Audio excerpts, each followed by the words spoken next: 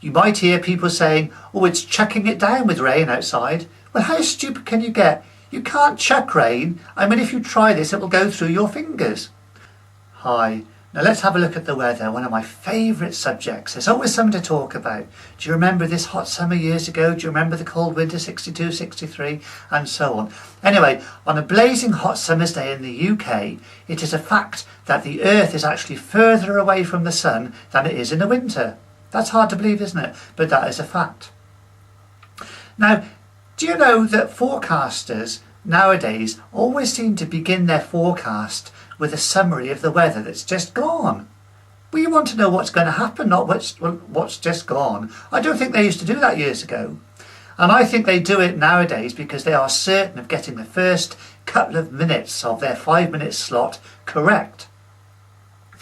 Have you noticed how weather forecasters always seem to be more cheerful and with a big smile on their face when there's bad weather on the way or when it's absolutely pouring with rain outside?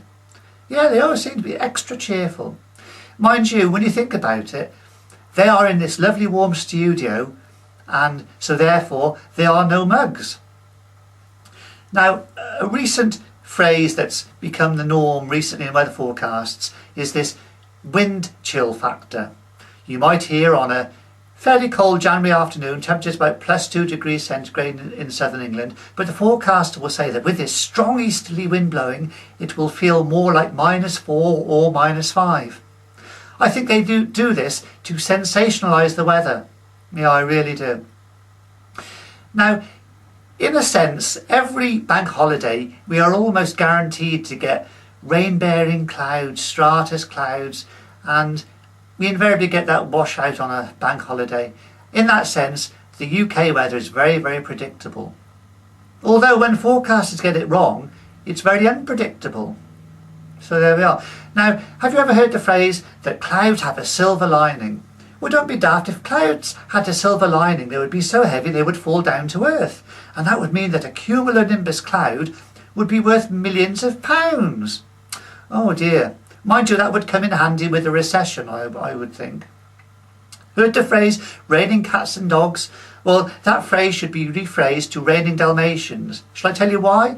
Because of the spots. Now, a raindrop is initially round when it forms high up there in the sky in the cloud. But as it falls to earth, it soon becomes flat at the bottom, very flat at the bottom, and curved above. So, there you are. Now, I wonder if flat earthers like to think of flat raindrops. Now, there's a thought. Also, crocodile tears are not shaped like crocodiles. You know, we hear some funny phrases to do with the weather.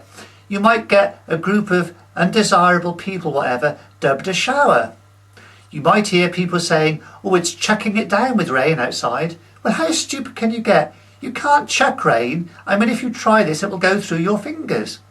Also, you might hear people say, don't talk wet.